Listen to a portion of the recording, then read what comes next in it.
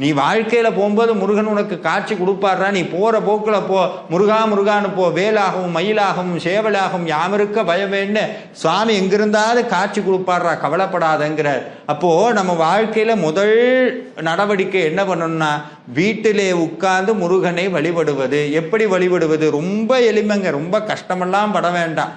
சுவாமியை நினைச்சு தீபமேற்றி வீட்டில் உங்களுடைய வீட்டில் உட்கார்ந்து முதல்ல திருப்பரங்குன்றம் திருப்புகளை பாராயணம் பண்ணுங்க. அதுக்கடுத்து ஆறுபடை வீடு இருக்கா, ஆறுபடை வீட்டு திருப்புகளையும் எடுத்து வச்சுக்கோங்க. உங்களுக்கு எந்த திருப்புகள் ரொம்ப எளிமையா இருக்கோ அந்த திருப்புகளை எடுத்து வச்சுக்கோங்க. இப்ப முருகன்ட்ட ஒரே ஒரு கோரிக்கையை மட்டும்தான் நீங்க வைக்க போறீங்க. என்ன? முருகா, என் கனவுல காட்சி கொடு அப்படின்னு மட்டும் கேளுங்க. வேற எதுவும் கேட்காது, வேற எதுவும் நீங்க கேட்க வேண்டாம். முருகா, என் கனவுல காட்சி கொடுத்து ஆறுபடை வீட்டுக்கும் என்னை கூட்டிட்டு போகணும்னு மட்டும் கேளுங்க. வேற எதுவும் நீங்க கேட்க வேண்டாம். சுவாமி கிட்ட தினந்தோறும் இந்த ஏதாவது ஒரு திருப்புகளை விண்ணப்பம் பண்ணுங்க. உங்க கனவுல காட்சி நிச்சயமாக கிடைக்கும். Download ShareChat.